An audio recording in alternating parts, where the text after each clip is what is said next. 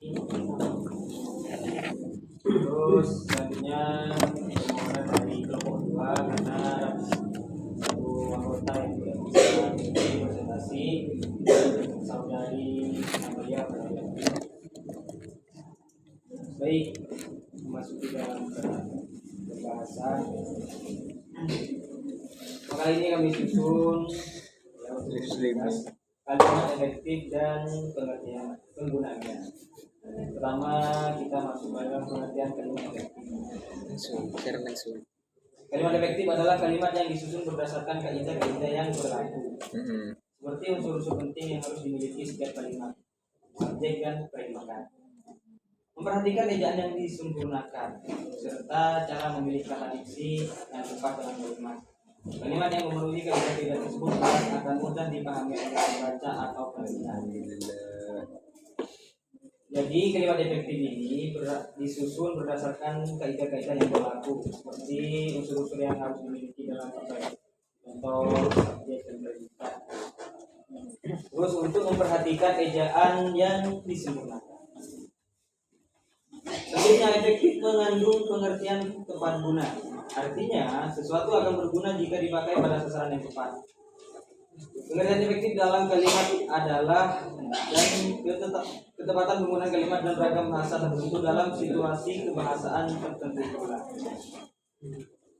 Selanjutnya, ini ada beberapa definisi kalimat efektif menurut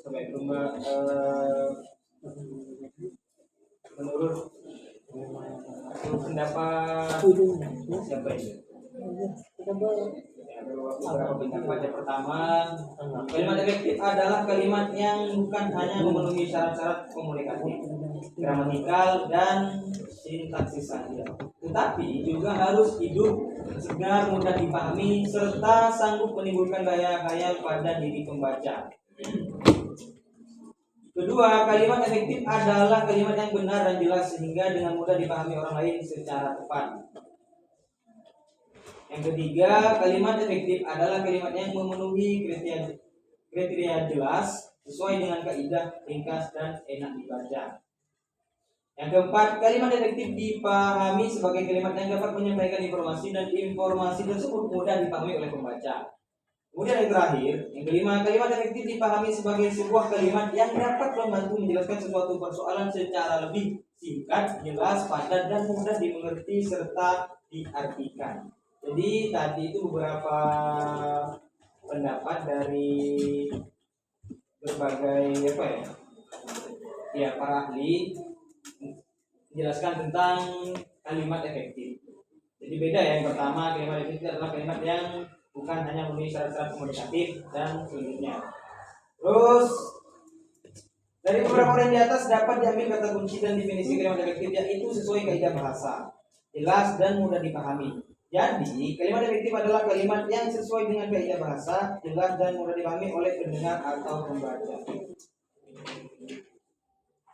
Terus pengertian kalimat efektif secara simpelnya itu kan tadi ya, kalimat yang disusun berdasarkan kaidah-kaidah tertentu. Kemudian selanjutnya ini yang kedua, ciri-ciri kalimat efektif. Beberapa ciri kalimat efektif yang kami kumpulkan, di antaranya memakai diksi yang tepat, mempunyai unsur pokok atau penting, minimal subjek, predikat, taat kepada tata aturan ejaan yang disempurnakan, melakukan penekanan ide pokok, mengacu kepada penghematan penggunaan kata, memakai kesejajaran bentuk bahasa yang dipakai, memakai variasi struktur kalimat, memakai kesepadanan antara struktur bahasa dan jalan pikiran yang logis dan sistematis, mewujudkan kolerasi yang baik dan kompak, memperhatikan paralelisme, merupakan komunikasi yang berharkat, diwarnai kehematan, didasarkan pada pilihan kata yang baik. Jadi tadi itu merupakan ciri-ciri dari kalimat efektif.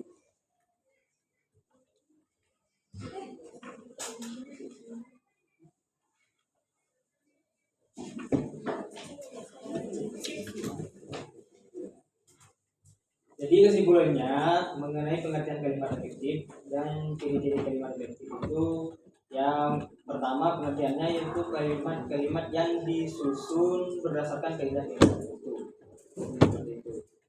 Juga mudah dipahami dan mudah didengar oleh pendengar.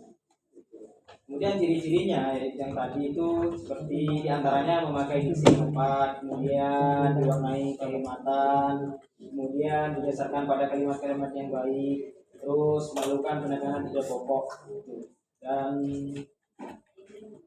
mewujudkan komunikasi yang baik dan kompak. Selanjutnya ini penjelasan yang ketiga ya, tadi pengertian, kemudian ciri-ciri kalimat efektif. Selanjutnya syarat kalimat efektif akan dijelaskan oleh saudari Ima ya.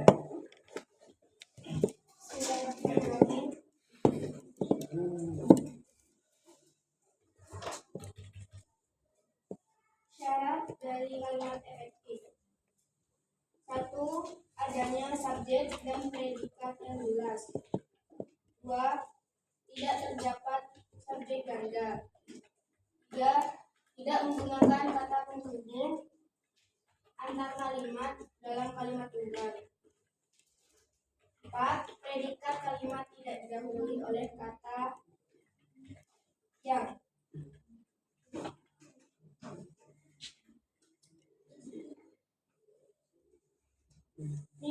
Menurut Spinoza, penghematan adalah usaha menghindari pemakaian kata yang tidak perlu. Hemat di sini berarti tidak menggunakan kata-kata yang mubazir dan tidak menjamakkan kata yang sudah berbentuk jamak. Tidak mengulang subjek dengan menghemat kata, sehingga kalimat tidak menjadi padat dan berisi. Contohnya kalimat yang hemat itu, karena ia tidak diundang, ia tidak datang ke pesta itu. Itu contoh kalimat yang salah. Karena yang benar itu, karena tidak diundang, ia tidak datang ke pesta itu. Jadi langsung pada intinya, gak usah boros kata. Lalu yang kedua, keparalelan. Menurut Amran Rasa dan Arifin, keparalelan merupakan kesamaan bentuk yang digunakan dalam suatu kalimat. Maksudnya, jika pada kata pertama berbentuk verba, maka kata kedua juga harus berbentuk verba.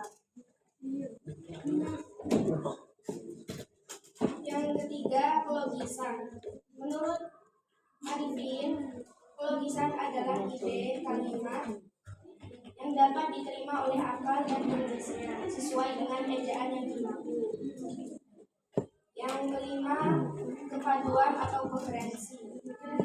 Koherensi adalah terjadinya hubungan yang padu antara unsur-unsur pembentukan kalimat dan merupakan syarat dari kalimat efektif agar diharapkan nantinya setiap informasi yang diterima tidak salah. Yang keenam, ketepatan. Ketepatan adalah kesesuaian atau kecocokan pemakaian unsur-unsur yang membentuk suatu kalimat sehingga tercipta pengertian yang bulat dan pasti.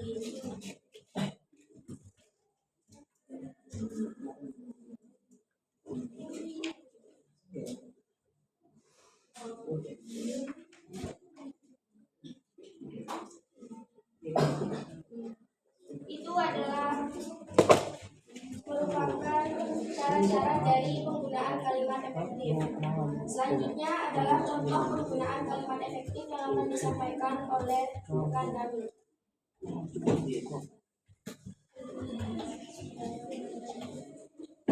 Dari contoh penggunaan kalimat efektif.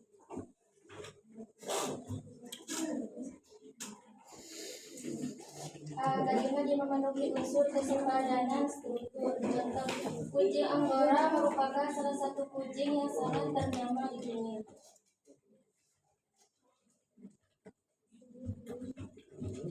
B. Kalimat yang memenuhi unsur keparalelan bentuk.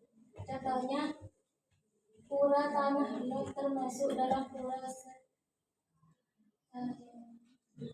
kayangan, yaitu pura yang menjadi sandi untuk menjaga keaslian dan keselamatan. C. Kalimat yang memenuhi unsur ketegasan makna. Ayamku bernama Bejo. D. Kalimat yang memenuhi unsur menghindari subordinat. Contohnya di sana ada foto langsung cetak. E. Kalimat yang memenuhi unsur kecermatan dalam penggunaan sinonim. Contohnya aku melihat para nelayan mencari ikan di tengah lautan. F. Kalimat yang memenuhi unsur kepaduan bentuk. Contohnya saat mobil sudah siap, saya dan keluarga saya berangkat ke pantai pada pukul 8. G. Kalimat yang memenuhi unsur kelogisan. Contohnya pantai Parangtritis merupakan salah satu tempat wisata andalan di Yogyakarta. Contoh penggunaan kalimat tidak efektif. A. Kalimat yang menggunakan kata yang untuk menandai subjek. Contohnya Candi Borobudur yang terletak di Magelang. B. Kalimat yang menggunakan kata yang berlebihan. Contohnya tidak sedikit orang yang mengenal tipe Gucci. C. Kalimat yang menggunakan kata yang sama. Contohnya saya dan keluarga saya sampai di pantai Pasir Putih pada pukul 11.30. B. Kalimat yang menggunakan kata yang bertele-tele. Contohnya banyaknya wisatawan yang selalu mengunjungi pantai Parangtritis ini membuat pantai ini tidak pernah sepi pengunjung. E. Kalimat yang menggunakan konjungsi yang berlebihan. Contohnya sampah adalah bahan yang terbuang atau yang sengaja dibuang yang berasal dari aktivitas manusia maupun proses dari alam yang menjadi kotor.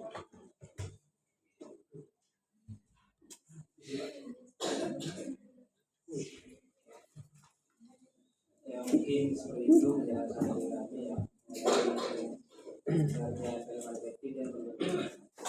Mungkin kami buka 3 pertanyaan. Ini 5 lagi yang saya ditanyakan. Ayo dari Pak Ahmad pertama, kedua, ayo. Dari Kubu Utara. 3. Tidak dapat. Ayo, yang mau nanya.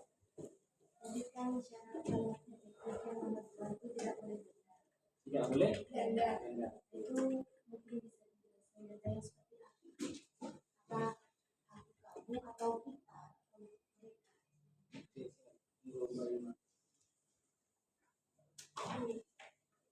Berikan contoh yang apa tidak boleh ganda dalam Maksudnya ganda itu apa?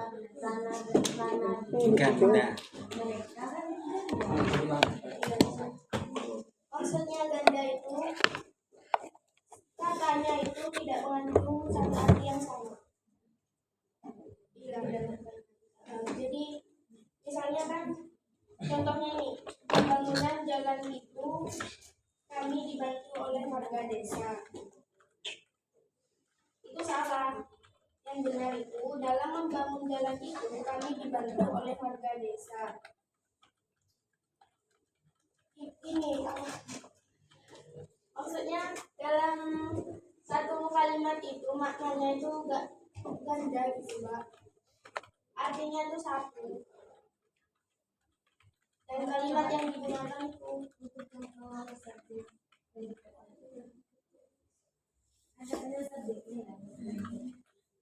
Oke, situ aja. Ya, benar. Maksud saya itu agak kanan dan anggap satunya lagi mereka pergi ke sekolah gitu. Itu ganda yang tidak disebutkan apa yang mereka, apa yang saya suami.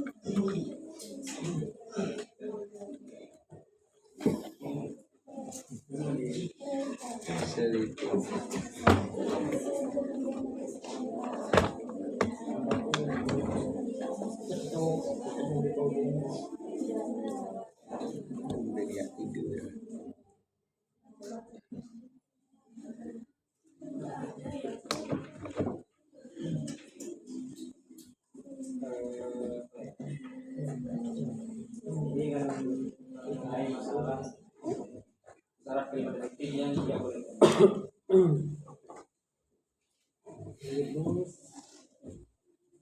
contohnya gini ya. Pembangunan jalan itu kami dibantu oleh warga desa. Ini bukan contohnya.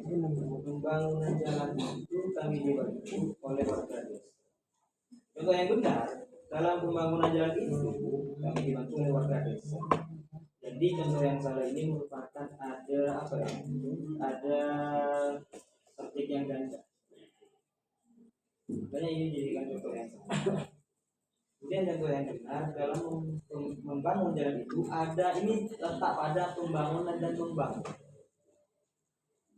Bisa dimana? Pembangunan ini contohnya salah ya. Pembangunan jalan itu kami dibantu oleh warga desa. Kemudian yang benar dalam membangun jalan itu bisa dikatakan di dalam diri saya pribadi, bisa dikatakan kalau contoh yang salah ini tentunya terlalu umum.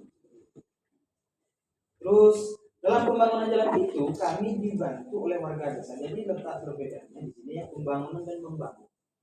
Jadi kalau dengan kata pembangunan jalan itu ini mungkin terdapat subjek ganda.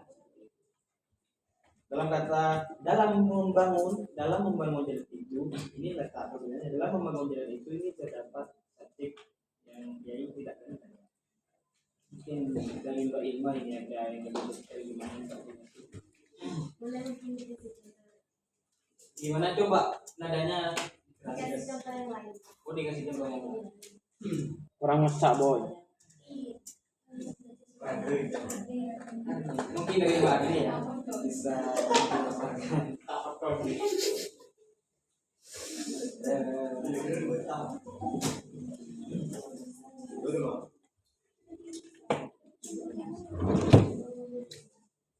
Itu audio minta contoh yang lain. Bisa.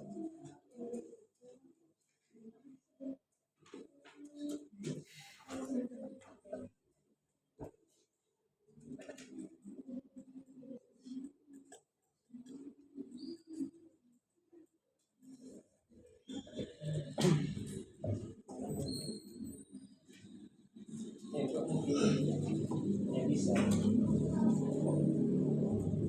Ini dari rekan kami tidak masih belum ada pandangan untuk semua yang lain.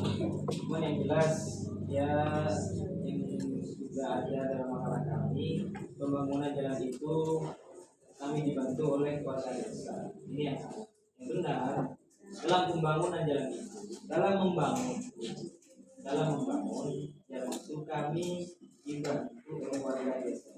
Coba sampean pikir pembangunan berarti itu ada subjek lain selain warga desa. Iya. Kemudian dalam membangun berarti ada bisa dipahami. Oke, makasih. Sangat baik. Monggo yang lain ya. Ada yang ditanyakan terkait oke dari Kak Sidan ya. Oke, monggo Kak. Assalamualaikum warahmatullahi wabarakatuh. Di sini saya akan bertanya yang pertama, sebutkan 5 alasan mengapa suatu kalimat yang tidak efektif. Yang kedua, sebutkan contoh bagaimana suatu kalimat yang tidak efektif karena tidak logis.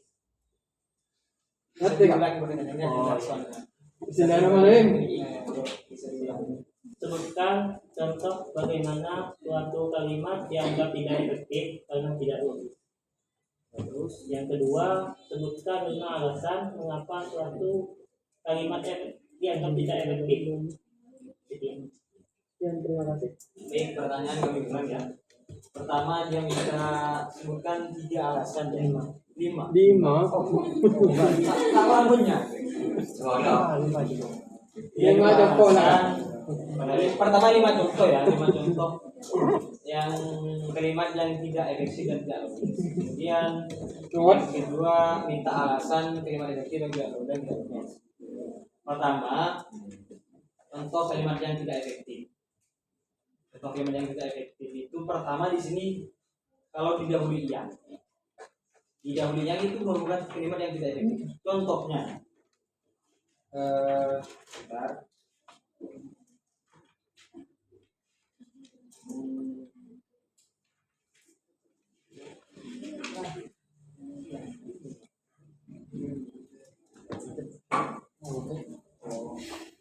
Ya, kalimat yang menggunakan kata yang. Contohnya di sini.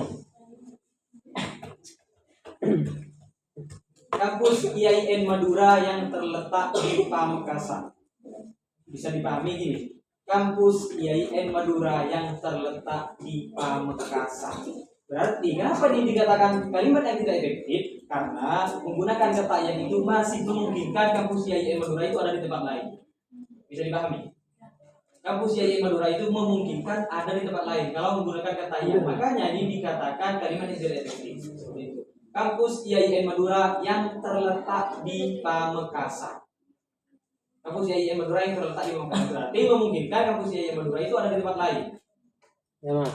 Seperti itu. Kemudian yang untuk menjadikan efektif kita buang kata yangnya. Kampus IAIN Madura terletak di Pamekasan. Tidak memungkinkan untuk kampus IAIN Madura itu terletak di tempat yang lain. Seperti itu. Jadi kalau didahului yang itu di apa ya? Dikatakan kalimat yang tidak efektif karena masih memungkinkan Tempat lain. ya apa subjeknya itu ada di tempat lain. 5 contoh ya. Dan 3. Oh 3. Kemarin lah itu orang ini lah. 3 aja. 3. oh 3 aja ya. Iya. Ya. Oh udah aku yang itu. Pengen ngomong apa ini? Claro,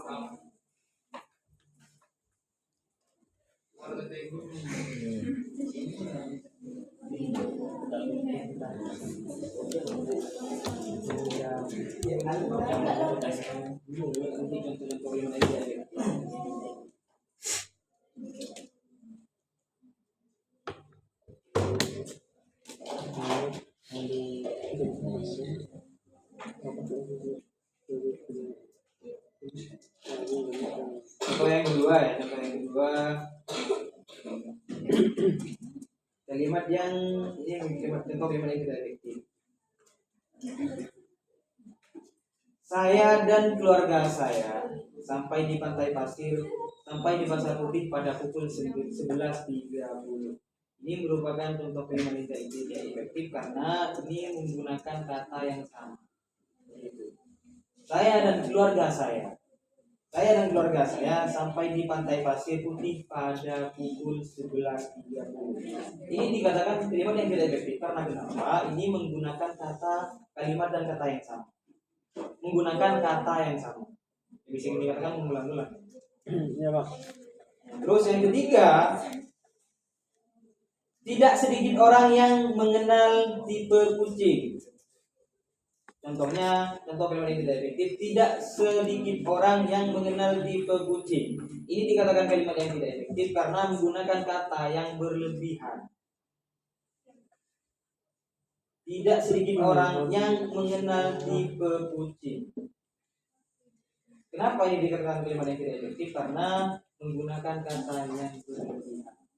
Oke, seperti itu. Bisa diterima ya. Baik. Selanjutnya apa? Alasan ya. Ya, alasan yang logis. Seperti itu. Dan tidak logis. Oh, yang tidak logis. Apa yang logisnya tidak? Kalimat efektif yang dikatakan logis Bisa diulang pertanyaannya. Tadi syaratnya kalimat efektif harus ada kelogisan bahasa. Itu maksudnya apa gitu? Logis itu gimana? Ini kok yang mana bingung ini kan ini. Yang tidak. Apa jangan aja gambar deh. Nggak mungkin pertanyaannya bisa diulang ya mas. Bisa diulang. Lupain gua. Yang maksudnya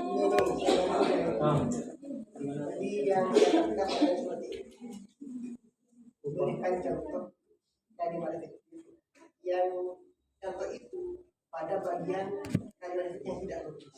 Oh, Bayi dia. Contoh misalkan kalimat ini tidak efektif karena tidak logis. Seperti apa contohnya? bukan. Itu kan misalnya tadi kan ada yang logis. Apa yang tidak mau kita ulang deh. Contoh kalimat efektif yang tidak logis. Tidak logis. contohnya yang salah. Ini contoh yang salah ya. waktu dan tempat kami persilahkan. Masa iya bisa waktu sama tempat itu dipersilahkan? Kalau secara logika kan nggak bisa. Masa waktu sama tempat itu dipersilahkan? Nah, yang benar itu ditambahin kata bapak atau ibu. Jadi bap Bapau. diganti. Maksudnya kalau waktu sama tempat itu kan bukan apa ya, nggak bisa. Waktu dan tempat kami persilahkan, masa bisa? Kan waktu sama tempat kan bukan manusia, nggak bisa. Jadi waktu dan tempat itu diganti kata orang. Misalnya bapak, ibu, adik atau siapa.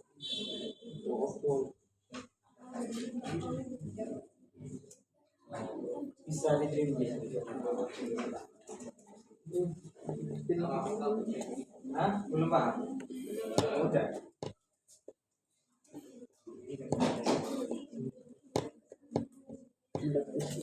Dari penanya sudah bisa dipahami ya.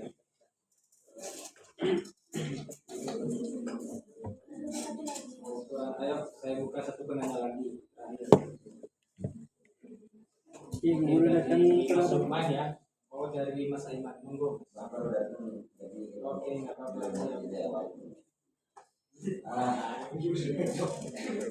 Apalah alat tanda berbahasa harus diharuskan Apakah dalam berbahasa harus menggunakan kalimat yang efektif? Dari Pak Ardi mungkin bisa menjawab. Bisa ya. Dari Pak Imam bisa. Ini dari saudari Ulma ya. Kalimat efektif itu biasanya dipakai untuk karya ilmiah, karena makalah skripsi. Misalnya kalimatnya itu udah terpilih, jadi langsung ke poinnya. berarti tidak Jadi ya. Enggak, kalau untuk sehari-hari kayaknya enggak. Oh, tidak harus ya Mbak ya? Tidak harus. Jadi kesimpulannya itu dalam berbahasa itu tidak diharuskan untuk menggunakan kalimat yang efektif. Bisa diterima ya Mas? Mungkin satu pertanyaan lagi. enggak. Ini udah. Katanya Iya. katanya Tadi kan ada orang stasiun mungkin. ngopi mana lo kak? Baik, mungkin hanya itu yang bisa dilakukan dan kesalahan tidak atau perilaku. Mohon maaf yang Assalamualaikum Waalaikumsalam warahmatullahi wabarakatuh.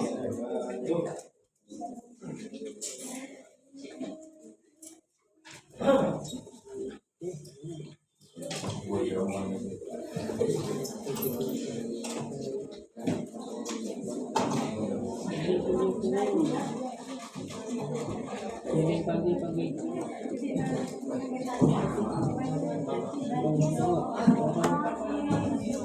Lagi ketika bersemi nonton.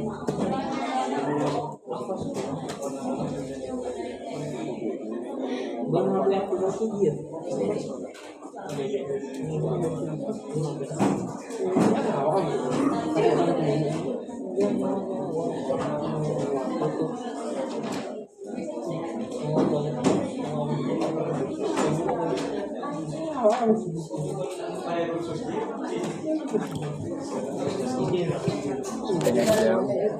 wabarakatuh.